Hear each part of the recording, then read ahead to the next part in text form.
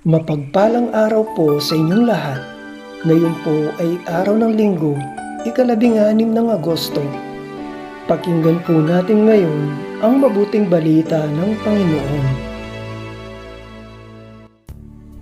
Pagbasa mula sa aklat ni Propeta Isayas. Ang sabi ng Panginoon sa kanyang bayan, ayon sa katarungan at laging matuwid ang inyong gagawin. Ang pagliligtas ko'y di na magluluwat, ito ay darating, ito'y mahahayag sa inyong paningin. Ito naman ang sabi ng Panginoon sa mga dating dayuhan na ngayoy kabilang sa kanyang bayan, buong pusong naglilingkod sa kanya, nangingilin sa araw ng pamamahinga at matapat na nag-iingat sa kanyang tipan. Dadalhin ko kayo sa Sion, sa aking banal na bundok. Ipadarama ko sa inyo ang kagalakan sa aking templo. Tatanggapin po ang inyong mga handog at ang templo ko'y tatawaging bahay dalanginan ng lahat ng bansa. Ang salita ng Diyos. Salamat sa Diyos. Salmong tugunan. Naway magpuri sa iyo ang lahat ng mga tao. O Diyos, pagpalain kami't kahabagan. Kami, Panginooy, iyong kaawaan, upang sa daigdig mabatid ng lahat ang iyong kalooban at ang pagliligtas. Naway magpuri sa iyo ang lahat ng mga tao. Naway purihin ka ng mga nilikha, pagkat matuwid kang humatol sa madla. Ikaw ang patnubay ng lahat ng bansa. Naway magpuri sa iyo ang lahat ng mga tao. Purihin ka nawa ng lahat ng tao, purihin ka nila sa lahat ng dako. Ang lahat sa ami, iyong pinagpala, naway igalang ka ng lahat ng bansa. Naway magpuri sa iyo ang lahat ng mga tao. Pagbasa mula sa sulat ni Apostol San Pablo sa mga taga-Roma.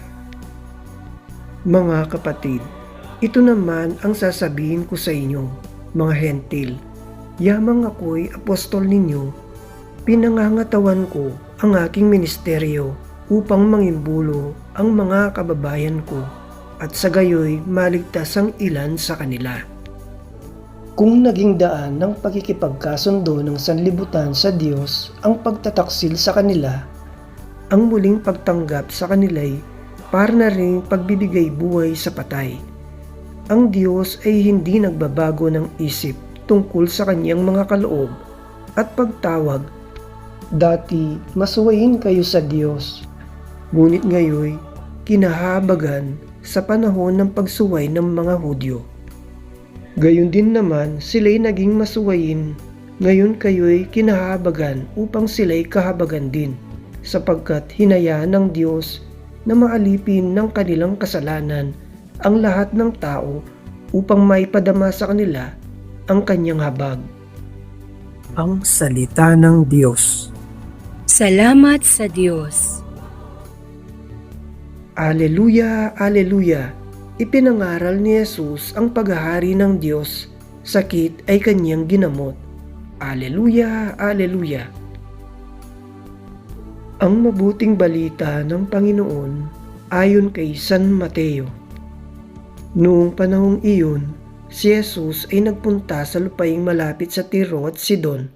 Lumapit sa kanya ang isang Kananeyang naninirahan doon at malakas na sinabi, Panginoon, anak ni David, mahabag po kayo sa akin. Ang anak kong babae ay inaalian ng demonyo at masyadong pinahihirapan. Ngunit gaputok may di tumugon si Jesus at lumapit ang kanyang mga alagad at sinabi sa kanya, Pagbigyan na nga po ninyo at nang umalis. Siya'y nag-iingay at susunod-sunod sa atin. Sumagot si Jesus, Sa mga tupang naliligaw ng sambahayan ng Israel lamang ako sinugo. Ngunit lumapit sa kanya ang babae, lumuhod sa harapan at ang sabi, Tulungan po ninyo ako, Panginoon. Sumagot si Jesus, Hindi dapat kunin ang pagkain ng mga anak upang hiyagis sa mga tuta. Tunay nga po, Panginoon, tugon ng babae. Ngunit ang mga tutaman ay nagsisikay ng mumong nalalaglag sa pag ng kanilang Panginoon. Kaya't sinabi sa kanya ni Jesus, "Napakalaki ng iyong pananalig, mangyayari ang hiniling mo." At noon di gumaling ang kanyang anak. Ang mabuting balita ng Panginoon. Pinupuri ka namin, Panginoong Hesukristo.